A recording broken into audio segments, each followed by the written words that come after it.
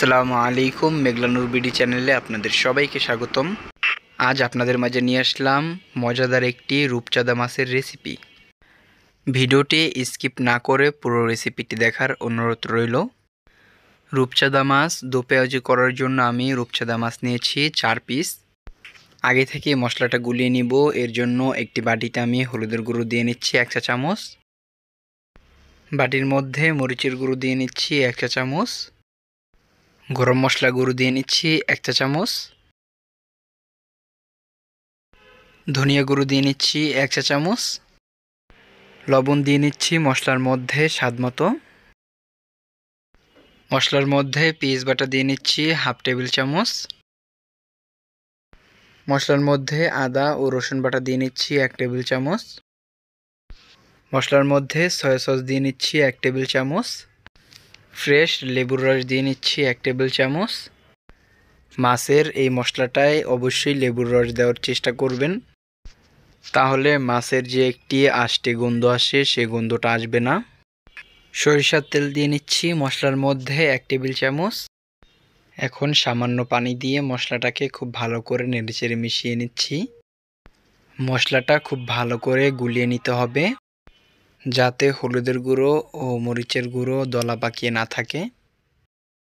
মশলাটা গুলিয়ে এক সাইডে রেখে দিচ্ছি। এখন চুলায় একটি প্যানে তেল দিয়ে নিচ্ছি 1/2 কাপ।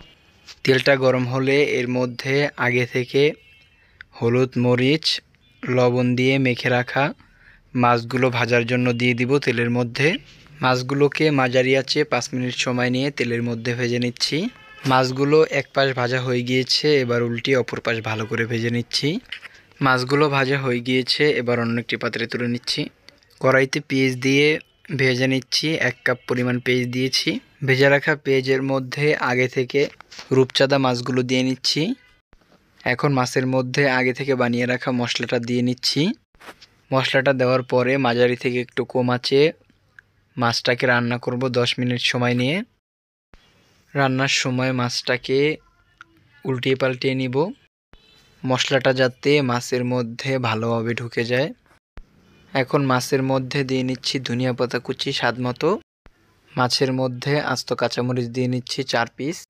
মাছটা 1 মিনিট জাল করে নিচ্ছি। মাছটা হয়ে গিয়েছে এবং তেলটা উপরে ভেসে উঠেছে।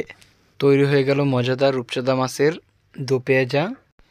এই রেসিপিটি ফলো করে আপনারা খুব সহজেই বাসায় বসে তৈরি করে নিতে পারবেন। রেসিপিটা আপনাদের কেমন লেগেছে অবশ্যই আমাকে কমেন্ট করে জানাতে ভুলবেন না। তো আজকের রেসিপি এই পর্যন্তই। যারা এখন আমাদের ফেসবুক পেজ ও ইউটিউব চ্যানেলটি সাবস্ক্রাইব করেন অবশ্যই সাবস্ক্রাইব করে দিবেন।